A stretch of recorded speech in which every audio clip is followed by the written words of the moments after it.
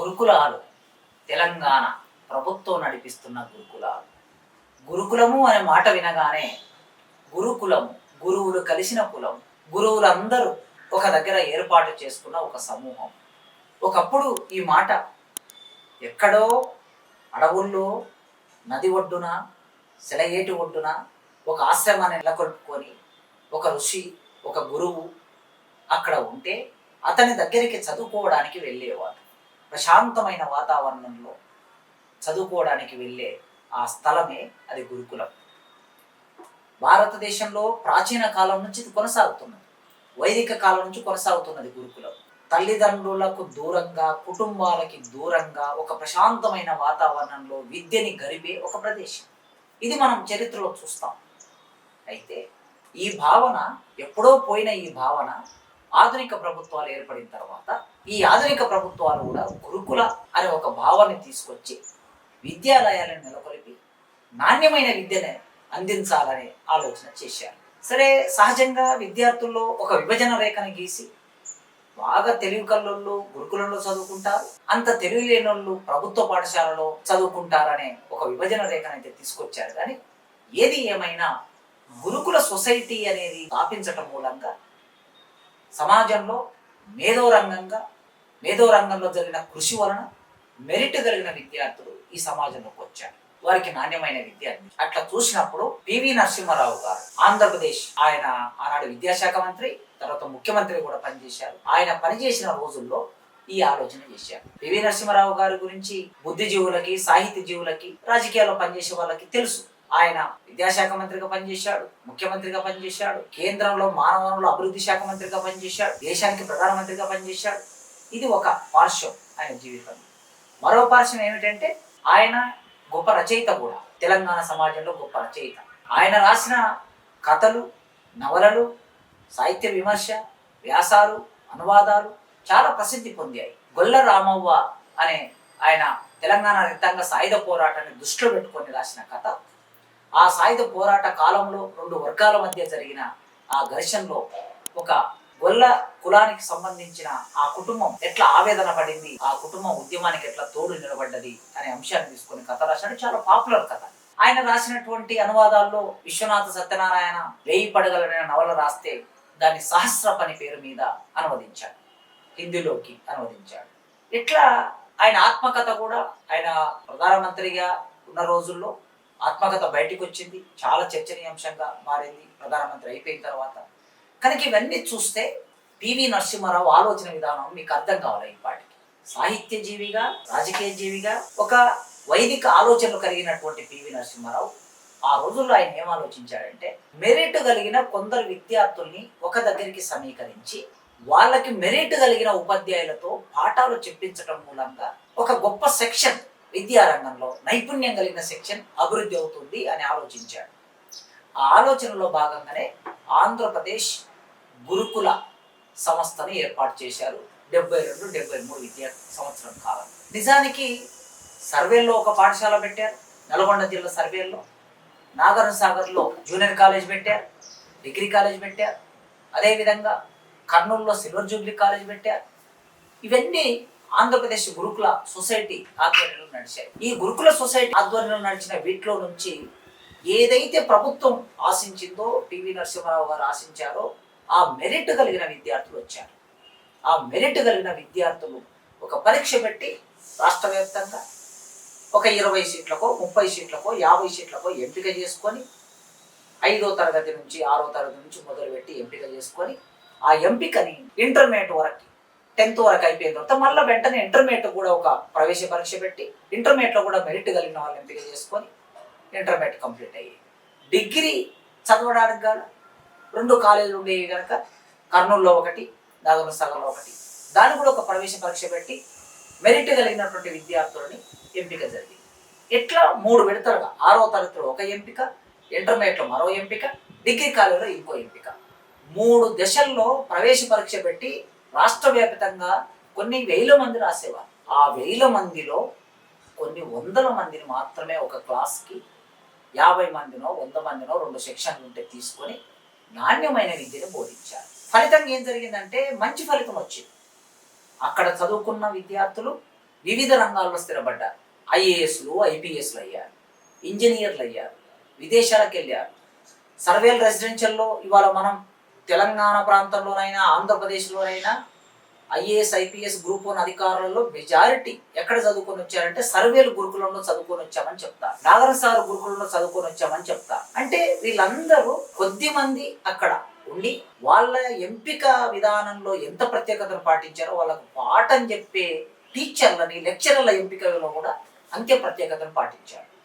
గురుకుల selection committee ఒకటి పెట్టి ఆ సెలక్షన్ కమిటీలో రిటర్న్ టెస్ట్ పెట్టి, ఇంటర్వ్యూ పెట్టి ఉపాధ్యాయులను ఎంపిక చేసుకునేవాళ్ళు. ఫలితంగా ఏం జరిగిందంటే చాలా టాలెంటెడ్ రాష్ట్రంలో క్రీమ్, మెరికల్ లాంటి ఉపాధ్యాయులు, లెక్చరర్లు ఎంపిక అయ్యారు. వాళ్ళు వచ్చారు. విద్యార్థులకి కమిట్మెంట్తో బోధించాలనే రోజులు కూడా అవి. 70వ దశకం అంటే 70-80 దశకం అంటే ఒక టీచర్ తాను నేర్చుకున్న జ్ఞానాన్ని సర్వసమగ్రంగా విద్యార్థికి అందించాలి అనే భావన ఉంది. ఆ భావనలో, ఆ ఆలోచనలో, ఆ చైతన్యంలో ఆనాడు టీచర్లు ఉన్నారు కనుకనే అక్కడి నుంచి ఒక క్రీమ్ వచ్చింది. ప్రపంచం అంతా విస్తరించింది ఈ క్రీమ్. ఈ ప్రపంచం అంతా విస్తరించి గురుకుల సొసైటీకి ఒక లేనలేని ప్రత్యేకత ఏర్పడింది, గౌరవం వచ్చింది. ఐఏఎస్ ఆఫీసర్లైనా, ఐపీఎస్ ఆఫీసర్లైనా, లేదా ఎవరైనా సరే, రాజకీయ నాయకులైనా తమ పిల్లల్ని ఎంత డబ్బున్నా సరే తమ పిల్లల్ని ఎక్కడ చదివించుకోవాలంటే సర్వేల్ గురుకులంలో చదివించుకోవాలి, సాగర్ గురుకులంలో చదివించుకోవాలి అన్నంతగా వాళ్ళు ఆ రోజుల్లో అంత ప్రచారమై అంత నమ్మకం ఏర్పడ్డది. దాని మూలంగా ఒక క్రేజ్ వచ్చింది గురుకులానికి. ఇది జనరల్ గురుకులం అంటారు. ఆంధ్రప్రదేశ్ గురుకుల విద్యాలయ సంస్థ అనేది ఉండేది. దానికి ఆంధ్రప్రదేశ్ రెసిడెన్షియల్ సొసైటీ అని ఉండేది. దానికి ఒక ప్రత్యేకమైన సెక్రటరీ, దానికి ఒక ప్రత్యేకమైన ఆఫీసు, దానికి ఒక ప్రత్యేకమైన సెలక్షన్ కమిటీ, దానికి ప్రత్యేకమైన బోర్డు, ఇట్లా నడిచింది. అయితే ఇది 80వ దశకం వచ్చేసరికి ఏం జరిగిందంటే ఎస్ఆర్ శంకరన్ గారు చాలా గొప్ప ఐఏఎస్ ఆఫీసర్. చాలా మంది ఐఏఎస్ ఆఫీసర్లు ఆ రోజుల్లో ఎస్ఆర్ శంకరన్ గారు లాగా ప్రజలకు సేవ చేయాలని అనుకున్నంత గొప్ప ఆఫీసర్ ఆయన. పెళ్లి చేసుకోకుండా, కుటుంబం లేకుండా ప్రజల కోసమే జీవించాడు. ఆయన ఉండడానికి ఒక చిన్న రూము, ఇవాళ మనం ఐఏఎస్ ఆఫీసర్లను చూస్తే ఆశ్చర్యపోతాం వాళ్ళ భవనాలు చూస్తే. ఒక చిన్న రూము, ఒక విద్యార్థి చదువుకోవడానికి ఎంత చిన్న రూమును కిరాయికి తీసుకుంటారో అంత చిన్న రూమ్లో ఒక స్టవ్, ఒక చాప వేసుకొని కిందనే పడుకునేవాడు. అట్లాంటి శంకరన్ గారు ఆయన ఆదివాసుల కోసం పనిచేశాడు, గిరిజనుల కోసం పనిచేశాడు, దళితుల కోసం పనిచేశాడు, వివిధ జిల్లాలో కలెక్టర్గా పనిచేశాడు, తర్వాత ప్రిన్సిపల్ సెక్రటరీగా పనిచేశాడు. ఈ మొత్తం క్రమంలో ఆయన ఆలోచన విధానం అంతా దేని మీద ఉండేదంటే ప్రజల సంక్షేమం కోసం. ఈ ప్రభుత్వంలో నిధుల్లో ప్రభుత్వం ఎంత కేటాయిస్తే అంత ఈ మార్జినలైజ్డ్ సెక్షన్స్ అయిన ప్రజలకి, ఎస్టీలు, బీసీలు, దళితులు, ఎస్సీలు, వీళ్ళందరికీ మనం మెరుగైన చదువును, మెరుగైన ఆరోగ్యాన్ని, మెరుగైన వ్యవసాయాన్ని, మెరుగైన సంక్షేమాన్ని ఎట్లా అందించగలమని నిరంతరం తపన పడేవారు. ఆయన తపన పడటమే కాకుండా మంత్రులను కూడా, మంత్రులను కూడా ఆయన మాటలతో, ఆయన చేతలతో, ఆయన సిన్సియారిటీతో ఇన్ఫ్లుయెన్స్ చేసి వాళ్ళందరినీ ఒప్పించి జీవోలు తీసేవాడట. సంక్షేమ హాస్టళ్ల మీద నిజంగా అంత గొప్పగా ఆలోచించినటువంటి వ్యక్తి ఆయన. ఆయన ఒక సందర్భంలో ఏం ఆలోచించాడంటే ఎస్సీ విద్యార్థులు, ఎస్టీ విద్యార్థులు వీళ్ళు ఇప్పటికింకా అంటరానితనంలో దూరంగా ఉన్నారు. వాళ్ళ తల్లిదండ్రులు ఆర్థిక వెసులుబాటు లేకపోవటం మూలంగా పిల్లల్ని స్కూల్కి పంపించటం లేదు. ఒక ఊరు ఉంటే ఆ ఊరిలో 100 కుటుంబాలు, దళిత కుటుంబాలు ఉంటే ఆ ఊరిలో ఒక గవర్నమెంట్ స్కూల్ ఉంటే ఆ గవర్నమెంట్ స్కూల్కి ఆ పిల్లల్ని పంపించట్లేదు. ఎందుకంటే చేలల్లో పనిచేయడం కోసం, పశువులు కాయడం కోసం, జీతాలు పెట్టడం కోసం. ఎందుకంటే దళితులంటే ఈ దేశంలో భూమి లేని వాళ్ళు, 2 రెక్కల కష్టం, 2 రెక్కలు వాటి కష్టం మీద ఆధారపడి బతికే వాళ్ళే దళితులు. అందుకే కుటుంబంలో అందరూ కలిసి పని చేసుకుంటే తప్ప కుటుంబం వెళ్ళదు. లేకపోతే పస్తులు ఉండాలి, ఆకలికి మాడిపోవాలి, మలమల మండాలి. అందుకోసమే పిల్లల్ని కూడా జీతాలు పెట్టేవాళ్ళు. ఈ స్థితిని అంతా అర్థం చేసుకున్న ఎస్ఆర్ శంకరన్ గారు ఇది ఎట్లా మారాలి, ఈ దళిత పిల్లల్ని పాఠశాలకు ఎట్లా రప్పించాలి అనుకున్నప్పుడు ఈ గురుకుల సొసైటీ ఏదైతే అప్పటికే ఏర్పడి పనిచేస్తున్నదో ఇదే పద్ధతిలో ఎస్సీ గురుకుల సొసైటీ అని పెడితే ఎట్లా ఉంటుంది, ఎస్టీ గురుకుల సొసైటీ అని పెడితే ఎట్లా ఉంటుంది, సోషల్ వెల్ఫేర్ రెసిడెన్షియల్ సొసైటీ అనే ఒక ఆలోచనను ముందుకు తీసుకొచ్చాడు ఆయన. ఆయన చేసిన ఆలోచనలో భాగంగా ఆ రోజుల్లో దళితుల్లో మహేంద్రనాథ్ గారు అని ఉండేవాడు. మహేంద్రనాథ్ గారు అంటే ఇప్పటికీ చాలా గౌరవంగా చూస్తారు. కులం మతంతో సంబంధం లేకుండా రాజకీయ నాయకులందరూ గౌరవించే వ్యక్తి మహేంద్రనాథ్ గారు. కొల్లాపూర్ నియోజకవర్గం, పాత మహబూబ్ నగర్ జిల్లా, ఇప్పుడు నాగర్ కర్నూలు జిల్లాలో కొల్లాపూర్ నియోజకవర్గం ఉంటుంది. ఆ కొల్లాపూర్ నియోజకవర్గంలో జొన్నల బొగడ అనే ఒక విలేజ్లో ఆయన ఒక మాదిగ కుటుంబంలో పుట్టాడు. తర్వాత ఎమ్మెల్యేగా, మంత్రిగా పనిచేసి నిజాయితీగా ఒక్క రూపాయి లంచం తీసుకోకుండా ఆయన చివరికి చనిపోయే రోజుల్లో కూడా చివరికి కార్యక్రమాలు చేయడానికి కూడా డబ్బు లేని స్థితిలో ఆయన మరణించాడు మహేంద్రనాథ్ గారు. అందరికీ ఆదర్శవంతమైనటువంటి నాయకుడు. దళితులకి ఆ ఏరియాలో భూములు, దళితులు తమ కాళ్ళ మీద నిలబడాలంటే భూమి ఉండాలి కనుక వాళ్ళకి భూములు ఇప్పించాడు. అదేవిధంగా దళితులు సమాజంలో ప్రధాన శ్రమంతులకి రావాలంటే చదువు ఉండాలి కనుక చదువుకోమని ప్రోత్సహించేవాడు. అట్లా ప్రోత్సహించిన మహేంద్రనాథ్ గారు ఆర్థిక శాఖ మంత్రిగా ఉండేది. ఆయన ఆర్థిక శాఖ మంత్రిగా ఉన్న రోజుల్లో ఎస్ఆర్ శంకరన్ గారు మహేంద్రనాథ్ గారితో మాట్లాడి, దళిత ఎమ్మెల్యేలతో మాట్లాడి, ఎన్టీ రామారావు ముఖ్యమంత్రి గారితో మాట్లాడి వాళ్ళందరినీ ఒప్పించి సోషల్ వెల్ఫేర్ రెసిడెన్షియల్ సొసైటీ అనేది ఒక దాన్ని 1983లో ఏర్పాటు చేశారు. సాంఘిక సంక్షేమ గురుకులాలు అంటారు తెలుగులో వీటిని. ఈ సాంఘిక సంక్షేమ గురుకులాలు మొట్టమొదలు ఎస్సీ గురుకులాలు ఏర్పడ్డాయి ఉమ్మడి రాష్ట్రంలో. ఈ ఎస్సీ గురుకులాలని ఒక జిల్లాకి 2 చొప్పున, అమ్మాయిలకి ఒక గురుకులం, అబ్బాయిలకి మరో గురుకులం ఏర్పాటు చేశారు. అట్లా ఏర్పాటు చేసిన గురుకులంలో నాగర్ కర్నూలు జిల్లా అచ్చంపేట తాలూకా లింగాల మండలంలో ఏర్పాటు చేసిన గురుకులంలో చదువుకున్న మొదటి బ్యాచ్ విద్యార్థిని నేను మీ ముందు మాట్లాడుతున్నాను. ఆ గురుకులం ఏర్పాటు చేయకపోతే ఇవాళ నేను మీ ముందు మాట్లాడే అవకాశం లేదు. అక్కడ నేను చదువుకోకపోతే ఇవాళ ఒక ప్రొఫెసర్గా ఈ సమాజం ముందు ఉండేవాడిని కాదు. ఏ కూలి పని చేసుకుంటూ, ఏ పొలం పని చేసుకుంటూ, వలసపోతూ జీవించే అవకాశం ఉంది. అట్లా గురుకులం అనే వ్యవస్థ జిల్లాకి 2 చొప్పున ఏర్పాటు చేసి ఆ రోజుల్లో ఎంత కమిట్మెంట్తో వాళ్ళు ముందుకు తీసుకొచ్చారంటే నాణ్యమైన భోజనము, నాణ్యమైన విద్య. ఈ నాణ్యమైన భోజనము, నాణ్యమైన విద్య ఈ 2 ఉండాలి. అట్లే నాణ్యమైన వసతి ఉండాలి. ఒక ప్రశాంతమైన వాతావరణం. ఊరికి దూరంగా విద్యార్థులు పూర్వకాలంలో ఎట్టయితే గురుకులాలు నడిచాయో ఆ పద్ధతిలో నడవాలనే ఆలోచనతో చేశారు. బయట సోషల్ వెల్ఫేర్ హాస్టల్ ఉండేవి. ST hostel, SC hostel, BC hostel ఉండేవి. ఈ హాస్టల్లో పిల్లలు ఉండి గవర్నమెంట్ స్కూల్కి వెళ్ళి చదువుకొని వచ్చి ఈ హాస్టల్లో ఉండేవారు.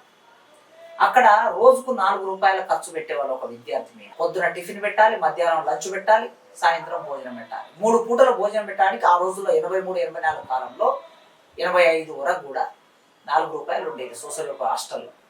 కానీ గురుకుల సొసైటీలో చదువుకునే విద్యార్థులకు ఒక విద్యార్థి మీద 7 రూపాయలు ఖర్చు పెట్టారు ఆ రోజుల్లో. ఈ 7 రూపాయలు ఖర్చు పెట్టడం మూలంగా చాలా నాణ్యమైన విద్య, నాణ్యమైన భోజనం కూడా అందింది. ఆ రోజుల్లో మీరు ఆశ్చర్యపోతారు, యూట్యూబ్ ప్రేక్షకులారా, వ్యూవర్స్ ఆశ్చర్యపోతారు మీరు. అసలు ఉప్మా అనేది ఒక పదార్థం, తినే పదార్థం ఉంటుంది అనే విషయము నేను ఆ గురుకులంకి వెళ్ళే వరకు నాకు తెలియదు. అంటే మా కుటుంబాలు ఎలా ఉన్నాయో మీరు అర్థం చేసుకోవాలి. చాలా కూరగాయలు, ఆకుకూరలు, చాలా కూరగాయల్లో రకరకాల కూరగాయలు ఉంటాయనే విషయం మాకు తెలియదు అక్కడికి వెళ్ళేవారు. సో అట్లా మాకు రోజు పొద్దున్నే లేవగానే రకరకాల టిఫిన్స్ పెట్టి, మధ్యాహ్నం మంచి భోజనం పెట్టి, సాయంత్రం మంచి భోజనం పెట్టి, ఆరోగ్యంగా మేము పటిష్టంగా తయారు కావడానికి కావలసిన సరుకుల్ని ఆ రోజు అందుబాటులో వచ్చేవారు. మాకు పాఠం చెప్పిన టీచర్లు కూడా పొద్దున 7 గంటలకు, 7:45కు ప్రేయర్ అయితే 7:45కు ప్రేయర్ అయ్యి లోపలికి వస్తే మళ్ళీ రాత్రి 9 గంటలకు వాళ్ళు బయటకు వెళ్ళిపోయేవారు. 12-13 గంటలు మా దగ్గరనే ఉండి పనిచేసేవారు టీచర్. తమ బిడ్డల్లాగా, వాళ్ళు పెళ్లి చేసుకోకుండా తమ బిడ్డల్లాగా మమ్మల్ని చూసుకొని విద్యను బోధించారు. ఎంతో మంది ఎదిగారు ఇట్లా ఆ గురుకులాల్లో నుంచి. ఒకవైపు నాణ్యమైన భోజనం పెట్టారు, మరోవైపు నాణ్యమైన విద్యను బోధించారు, మంచిగా చూసుకున్నారు. దాని మూలంగా మంచి రిజల్ట్ వచ్చింది. నిజంగా ఇవాళ దళిత పిల్లలు ఈ కాస్త అక్షరాస్యత, ఏ ఊరికి పోయినా ఒక 50 మందో, ఒక 100 మందో, ఒక 20 మందో, 30 మందో చదువుకున్న పిల్లలు ఉన్నారంటే, 10th, ఇంటర్మీడియట్, డిగ్రీ, ఇంజనీరింగ్ చదివిన పిల్లలు ఉన్నారంటే ఈ సాంఘిక సంక్షేమ గురుకులాల వలన, ఎస్ఆర్ శంకరన్ గారు చేసిన కృషి వలన ఇది సాధ్యమైంది. ఎందుకు? గ్రామంలో ఉంటే పిల్లలు పనులలో భాగమవుతారు గనక, పనులలో భాగమవుతే విద్య సరిగ్గా రాదు గనక ఆ గ్రామానికి దూరంగా, ఊరికి దూరంగా అన్ని రకాల వసతులు ఒకే దగ్గర, భోజనం అక్కడనే, విద్య అక్కడనే, పడుకోవడం అక్కడనే ఏర్పాటు చేయటం మూలంగా తల్లిదండ్రుల్లో చాలా మందిలో ఈ గురుకులాలు 1990 వచ్చేసరికి 83లో ప్రారంభమై అవి కాస్త మనకి 7-8 సంవత్సరాలు, 93 10 సంవత్సరాల కాలంలో మంచి రిజల్ట్ వచ్చి దళిత కులాల్లో ఉన్నవాళ్ళు, ఎస్సీ, తమ పిల్లల్ని చదివించుకోవాలని ఒక ఆశ పెరిగింది. తమ ఇంటి పక్కల ఉన్న ఒక పిల్లవాడు వెళ్ళి, ఒక అమ్మాయి వెళ్ళి అక్కడ చదువుకొని వచ్చి మంచి చదువుకుంటుంటే అక్కడ మంచి భోజనం పెడతారట, మంచి బట్టలు ఇస్తారంట. మాకు సంవత్సరానికి 2 జతల బట్టలు అక్కడనే ఒక దర్జీని తీసుకొచ్చి పెట్టి ఒక 2-3 నెలలు ఒక్కొక్క విద్యార్థికి మెజర్మెంట్ తీసుకొని బట్టలు కుట్టి మాకు బట్టలు ఇచ్చేవాళ్ళు. సంవత్సరానికి 2 డ్రెస్సులు. ఇంటి దగ్గర బట్టలు లేని పిల్లలు కూడా, కొత్త బట్టలు లేని పిల్లలు కూడా అక్కడికి వచ్చి ఆ బట్టలు కుట్టించుకొని వాటినే వేసుకొని చదువుకున్న పిల్లలు ఉన్నారు. ఇన్ని రకాల సౌకర్యాలు ఉంటాయట అని కుటుంబాల్లో, మిగతా కుటుంబాల్లో, ఊళ్ళల్లో ఆ చైతన్యం పెరిగింది, ఆలోచన పెరిగింది. దాని మూలంగా సాంఘిక సంక్షేమ గురుకుల సొసైటీకి కూడా పోటీ పెరిగింది. ఇట్లా గురుకుల సొసైటీ సమాజంలో ఎందరో కింది వర్గాల్లో అక్షరానికి దూరమైన వాళ్ళని అక్షరం అందించి ప్రధాన సంవంతులోకి తీసుకొచ్చి వాళ్ళని విద్యావంతులుగా, ఇంజనీర్లుగా, ఐఏఎస్ ఆఫీసర్లుగా, ఐపీఎస్ ఆఫీసర్లుగా, ప్రొఫెసర్లుగా, డాక్టర్లుగా తీర్చిదిద్దింది. ఆ తీర్చిదిద్దిన గురుకులం ఫలితాన్ని చూసినటువంటి వాళ్ళు మనకి 90వ దశకం కాలంలో ప్రైవేటు విద్యా వ్యవస్థ విచ్చలవిడిగా ప్రవేశించింది. ఎప్పుడైతే ప్రైవేటు విద్యా వ్యవస్థ విచ్చలవిడిగా ప్రవేశించిందో ఆ విద్యా వ్యవస్థ శ్రీ చైతన్య, నారాయణ, భాష్యం, విజ్ఞాన్, ఇవి గురుకులాలు సరిగ్గా నడిస్తే ఈ పిల్లలు మా దగ్గరికి రారు అనే కుట్రతో గురుకులాలను విధ్వంసం చేయడం మొదలుపెట్టారు. నూతన ఆర్థిక సంస్కరణలు వచ్చాయి, గ్లోబలైజేషన్ వచ్చింది.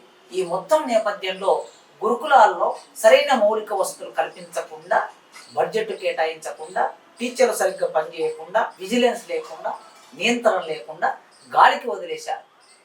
95, 96, 97 కాలంలో మనం చూస్తే ఒక 7-8 సంవత్సరాలు గురుకుల సొసైటీని గాలికి వదిలేశారు. వదిలేసిన తర్వాత సమాజం నుంచి వచ్చిన ఒత్తిడి వలన, ఉపాధ్యాయ సంఘాల ఒత్తిడి వలన, విద్యా సంఘాల ఒత్తిడి వలన మళ్ళీ 2005, 2006 కాలం వచ్చేసరికి ఆనాటి ప్రభుత్వం తప్పనిసరిగా గురుకుల వ్యవస్థ మీద దృష్టి పెట్టవలసిన అవసరం ఏర్పడింది. ఆ దృష్టి పెట్టడంలో భాగంగా ఆ రోజు ప్రవీణ్ కుమార్ లాంటి ఒక ఐపీఎస్ ఆఫీసర్, ఆయన గత చరిత్ర ఏమైనా ఉండవచ్చు, ఎప్పుడైతే ఆయన గురుకుల సొసైటీకి వచ్చాడో, ఆ గురుకుల సొసైటీకి వచ్చిన తర్వాత ఆ గురుకుల సొసైటీ విధ్వంసం అయిపోయిన, గాలికి వదిలేసిన సొసైటీని తన పరిధిలో, తనకు చేతనైనంత పద్ధతిలో ప్రభుత్వంతో ఏ పద్ధతిలో నిధులు తెచ్చాడో నిధులు తీసుకొచ్చి ఒక 7-8 సంవత్సరాలు, 9 సంవత్సరాలు ఉపాధ్యాయులని ఒక పద్ధతిలో పెట్టి, విద్యార్థులు ఒక పద్ధతిలో పెట్టి, గురుకుల సొసైటీ ఒక పద్ధతిలో పెట్టి, అక్కడి నుంచి చదువుకునే పిల్లలకి నాణ్యమైన విద్య అందాలి. ఎందుకంటే వీళ్ళందరూ ఫస్ట్ జనరేషన్ పిల్లలు. ఇప్పుడే చదువుల్లోకి వస్తున్నటువంటి ఈ పిల్లల్ని మనం ఆధీనంలోకి చేసుకోవాలి, ఆదరించాలి, వాళ్లకు మంచి విద్యను అందించాలి అనే ఆలోచనని పెంపొందించి గురుకుల సొసైటీని ఒక 10 సంవత్సరాల కాలం మంచిగా నడిపిన పరిస్థితి మనం చూస్తాం. అక్కడ నుంచి ప్రతి సంవత్సరం ఎంసెట్ ఎగ్జామ్ పెడితే, నీట్ ఎగ్జామ్ పెడితే 120 మంది, 130 మంది, 200 మంది గురుకుల సొసైటీ నుంచి డాక్టర్లు అవుతున్నారు. ఎవరు వీళ్ళందరూ? సోషల్ వెల్ఫేర్ గురుకుల సొసైటీ నుంచి ఎస్టీ గురుకుల సొసైటీ వచ్చింది, ఆ తర్వాత బీసీ గురుకుల సొసైటీ వచ్చింది, తర్వాత మైనార్టీ గురుకుల సొసైటీ వచ్చింది. ఈ అన్ని గురుకుల సొసైటీల్లో ఉన్న పిల్లలందరూ 200 మంది డాక్టర్లు అవుతున్నారంటే కింది అట్టడుగు వర్గాల నుంచి వచ్చిన పిల్లలు డాక్టర్లు అవుతున్నారు, ఇంజనీర్లు అవుతున్నారు, విదేశాలకు వెళ్తూ ఉన్నారు. ఒక నాణ్యమైన విద్య అందటం కూడా ప్రభుత్వ బడులను గాలి వదిలేసే ప్రభుత్వాలు పట్టించుకోవటం లేదు, రిక్రూట్మెంట్ చేయటం లేదు, మౌలిక వసతులు కల్పించటం లేదు. దాని మూలంగా అక్కడ తల్లిదండ్రులు గవర్నమెంట్ పాఠశాలకి పంపించాలంటే భయపడే పరిస్థితి ఏర్పడింది. ఆ స్థితిలో ప్రభుత్వ పాఠశాలకు ఎవరు వెళ్తారండి? ఈ దేశంలో, ఈ రాష్ట్రంలో ఎస్సీ ఎస్టీలే వెళ్తారు, కొద్దిమంది బీసీలు వెళ్తారు. కనుక ఎస్సీ ఎస్టీ బీసీలు వెళ్ళే ప్రభుత్వ పాఠశాలని గాలికి వదిలేసిన తర్వాత గురుకుల సొసైటీకి మళ్ళీ ఒక రకమైన ఇమేజ్ వచ్చింది సమాజంలో. ప్రవీణ్ కుమార్ గారు చేసిన కృషి వలన ఒక ఇమేజ్ వచ్చింది. ప్రభుత్వ విధానం ఉండటం ఒక ఎత్తు అయితే, ఆ ప్రభుత్వ విధానాన్ని కమిట్మెంట్తో అమలు చేసే అధికారులు కూడా చాలా ముఖ్యం. ఎస్ఆర్ శంకరన్ గారు ఎంత కమిట్మెంట్తో పనిచేశారో అట్లాంటి కమిట్మెంట్ ఉన్న అధికారులు ఉన్నప్పుడు సహజంగా సమాజంలో కొన్ని ఫలితాలు వస్తాయి. ఆ గురుకుల సొసైటీలో ఫలితం వచ్చేసరికి మళ్ళొక్కసారి సమాజం అంతా, తెలంగాణ సమాజం అంతా గురుకుల సొసైటీ వైపు చూసి, ఆ గురుకుల సొసైటీ వైపు చూసి సీటు కోసం, అక్కడ సీటు రావడం కోసం మంత్రులతో ఎమ్మెల్యేలతో పైరవి చేసుకునే స్థాయికి వెళ్ళాయి. అక్కడ కూడా 5వ తరగతిలో అడ్మిషన్ తీసుకుంటారు, ఒక ప్రవేశ పరీక్ష పెడతారు. ఇంటర్మీడియట్లో అడ్మిషన్ తీసుకుంటారు, ఒక ప్రవేశ పరీక్ష పెడతారు. డిగ్రీలో అడ్మిషన్ తీసుకుంటే ఒక ప్రవేశ పరీక్ష పెడతారు.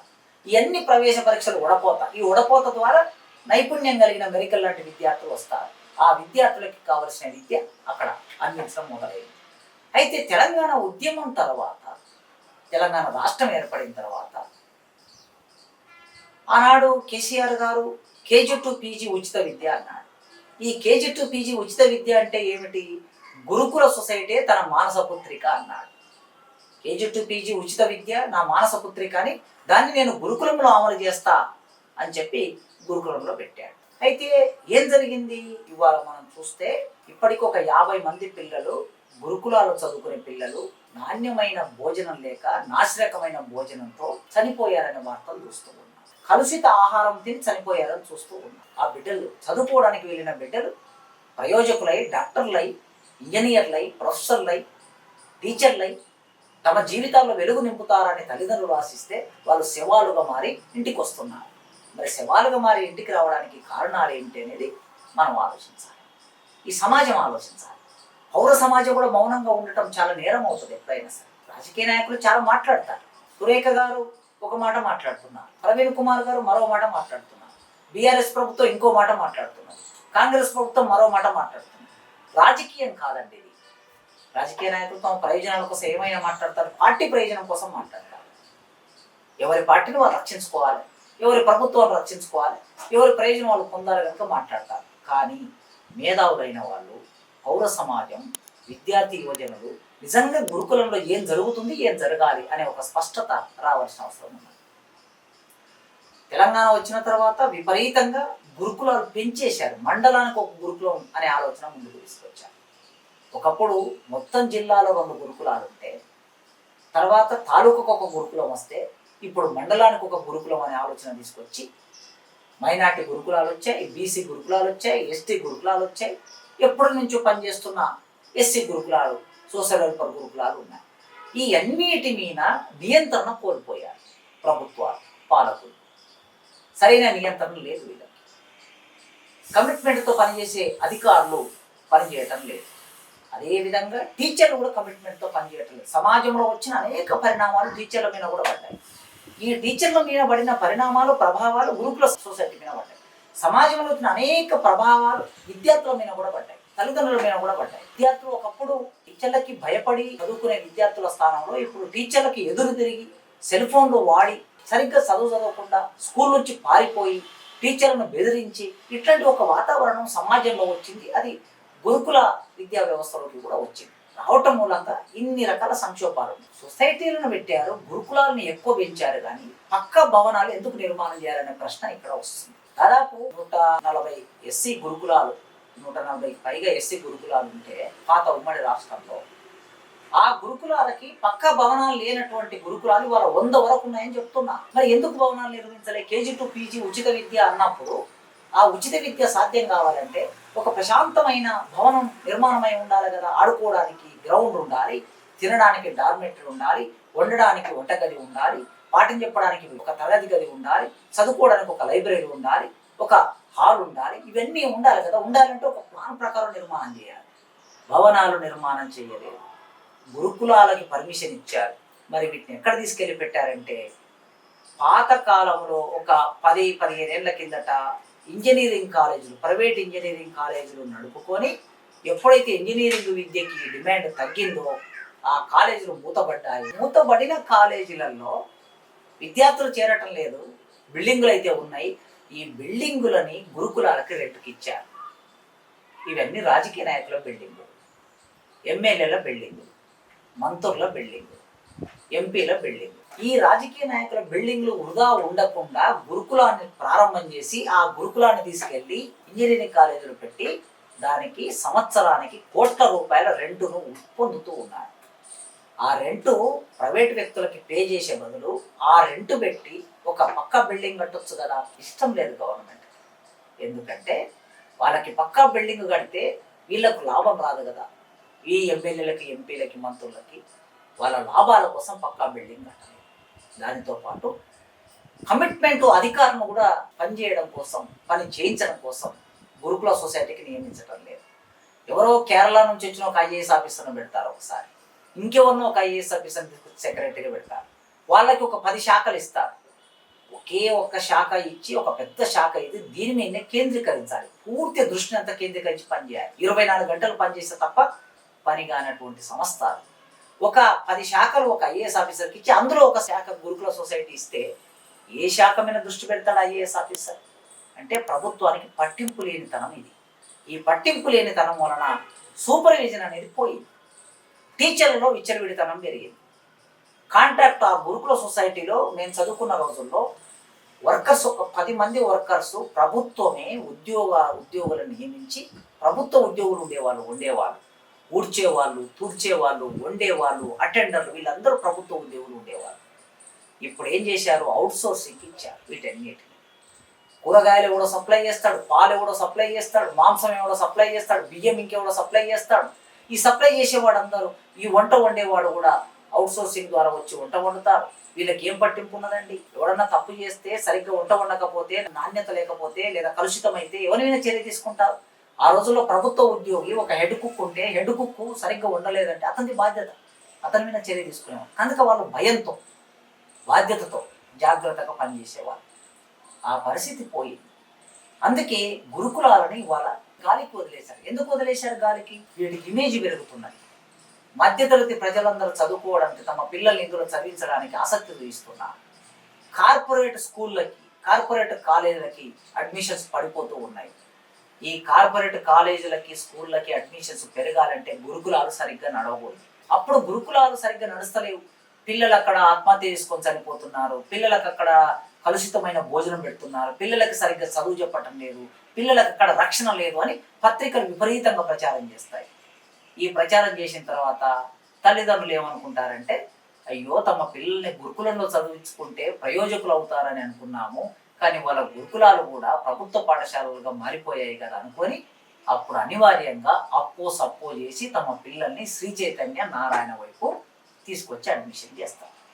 వీళ్ళ సీట్లు నిండడానికి, వీళ్ళ కాలేజీలు నడవడానికి గురుకులాలని విధ్వంసం చేస్తున్నారు. గురుకుల సంస్థను విధ్వంసం చేస్తున్నారు. పాలకులకి కూడా ప్రైవేటు కాలేజీల యాజమాన్యాలతో సంబంధాలు ఉంటాయి కనుక వాళ్ళకి, ఎమ్మెల్యేలకు, ఎంపీలకి ఎన్నికల్లో చందాలు, డబ్బుల రూపంలో ఎన్నికల ఖర్చుల కోసం చందాలు ఇస్తారు కనుక ప్రైవేటు వాళ్ళకు అనుకూలమైన విధానాలు తీసుకొస్తారు. అందుకే ఇప్పుడు ఆలోచించవలసింది ఏమిటంటే, పౌర సమాజం, కాంగ్రెస్ పార్టీ వాళ్ళు బీఆర్ఎస్ మీద, బీఆర్ఎస్ పార్టీ వాళ్ళు కాంగ్రెస్ మీద విమర్శలు చేసుకోవటం, ఒకరి మీద ఒకరు దుమ్మెత్తి పోసుకోవటం, వాళ్ళ వ్యక్తిత్వాన్ని హనం చేస్తూ మాట్లాడటం, ఇది మనకు అనవసరం. బాధ్యత కలిగిన పౌరులుగా, మేధావులుగా, ప్రజాస్వామ్యవాదులుగా, ప్రగతిశీలులుగా, బుద్ధిజీవులుగా, అభ్యుదయవాదులుగా, యువజన సంఘాలుగా, విద్యార్థి సంఘాలుగా, లేదా అంబేద్కర్ సంఘాలుగా, దళిత సంఘాలుగా మనం ఆలోచించవలసింది ఏమిటంటే, మన పిల్లలకి నాణ్యమైన విద్య అందటం. ఆ నాణ్యమైన విద్య అందాలంటే ప్రభుత్వం మీద మనం ఒత్తిడి పెట్టాలి. కలుషితమైన ఆహారం ఎందుకు వస్తుంది? సన్న బియ్యం సప్లై చేస్తున్నామనే పేరు మీద ఈ సన్న బియ్యాన్ని ఎవడో కాంట్రాక్టరు దొడ్డు బియ్యాన్ని మిల్లులోకి తీసుకెళ్ళి దాన్ని సన్నగా చేసి ఇదే సన్న బియ్యం అని సప్లై చేస్తున్న విషయం మనందరికీ తెలిసిందే కదా. దీన్ని ఆపొచ్చు కదా. మార్కెట్లో మురిగిపోయిన కూరగాయలు తీసుకొచ్చి ఆ మురిగిపోయిన కూరగాయల్ని గురుకులాలకు సప్లై చేసి అక్కడ ఉన్న వాళ్ళతో మిలాఖతై వాటిని వండి పెడితే కలుషితమైన ఆహారమే తయారవుతుంది కదా. పాలు గేదె నుంచి తీసుకొచ్చిన పాలు కాకుండా పాలపొడితో తయారు చేసిన పాలు, లేకపోతే ఇంకేదో కలిపి తయారు చేసిన పాలు తీసుకెళ్లి వాళ్ళకు పోస్తే అది కలుషితం అవుతుంది కదా. వాళ్ళకి ఇచ్చే ఆహార పదార్థాలన్నిటిని ఏదో ముక్కిపోయినటువంటి బెల్లము, ముక్కిపోయినటువంటి పల్లీలు, ముక్కిపోయినటువంటి పప్పులు, ఎవ్వడు వాడినటువంటి వాటిని తీసుకెళ్లి సప్లై చేస్తే కలుషిత ఆహారం అవుతుంది కదా. వండేటప్పుడు జాగ్రత్తగా చేతులు శుభ్రం చేసుకోకపోతే, చుట్టూ వాతావరణం సరిగ్గా లేకపోతే మురికిలో పారుతూ ఉంటుంది. గురుకుల సొసైటీలో మనం కిచెన్ దగ్గరికి వెళ్ళి చూస్తే మురికి ఇట్లా పారుతూ ఉంటుంది. మరి ఆ మురికి పారుతూ ఆ మురికిలోనే పందులు, రకరకాల జంతువులు అక్కడ ఉంటే మరి అది కలుషిత ఆహారం కాకపోతే ఏమవుతుంది? అంటే ఏమైంది మీ సూపర్విజన్? డబ్బు కేటాయించడమే కాదు, డబ్బు కేటాయించడం సరిగ్గా కేటాయించట్లేదు, ప్రత్యేకమైన భవనాలు నిర్మాణం చేయటం లేదు. ఇవన్నీ ఒకవైపు అయితే పట్టించుకునే నాదులు లేకుండా అంటే అలాగా జనం మీరు మీ దృష్టిలో మీ పిల్లలు ఇట్లే ఉంటారండి. ఎమ్మెల్యేల పిల్లలు, ఎంపీల పిల్లలు, మంత్రుల పిల్లలు, ముఖ్యమంత్రుల పిల్లలు, మీ పిల్లలు ఇట్లే కలుషిత ఆహారం. అసలు ఇంత టెక్నాలజీ డెవలప్ అయిన భారతదేశంలో కలుషిత ఆహారం తిని చనిపోతున్నారంటే సిగ్గుతో తలదించుకోవాలి. మీరందరూ సిగ్గుపడాలి. ఏదో పెద్ద పెద్ద వ్యాధులు వచ్చి చనిపోతున్నారంటే ఏమో అనుకుంటాము. తినే ఆహారం కూడా సరిగ్గా పెట్టలేని మీరు ఈ దేశాన్ని, రాష్ట్రాన్ని ఎట్లా పరిపాలిస్తారండి? కనుక పౌరులుగా మన బాధ్యత, మన ఇంటర్వెన్షన్ లేకపోతే ఈ పాలకులు మారరు. కనుక మనం ఆలోచించి ఈ పిల్లలకి, కింది వర్గాల నుంచి ఇప్పుడిప్పుడే విద్యలోకి వస్తున్న ఈ పిల్లలకి నాణ్యమైన భోజనం ఉండాలి, విద్యా బోధన ఉండాలి, నాణ్యమైన వాతావరణం ఉండాలి, సొంత భవనాలు ఉండాలి, బడ్జెట్ కూడా గురుకులాల్లో పెరగాలి. వీటన్నిటిని నియంత్రించడానికి, వీటన్నిటిని పర్యవేక్షించడానికి కమిట్మెంట్ కలిగిన అధికారులని వాటి మీద నియమించాలి. అప్పుడే గురుకుల సొసైటీలో కలుషిత ఆహారం తిని మరణానికి గురి అయ్యారనే వార్తలు లేని ఒక వాతావరణాన్ని మనం చూస్తాం. దానికోసం వ్యూవర్స్ అందరూ మీ ఆలోచన కూడా పంచుకోండి. మీ ఆలోచన కూడా వివిధ రూపాల్లో ప్రభుత్వం మీద ఒత్తిడి పెట్టండి. ఒక చిన్న ఆలోచననే ఒక్కొక్కసారి సమాజాన్ని తీవ్రంగా ప్రభావితం చేస్తుంది. అట్లాంటి ఆలోచనలు మీరు మొదలు పెట్టాలని కోరుకుంటూ థ్యాంక్ యూ.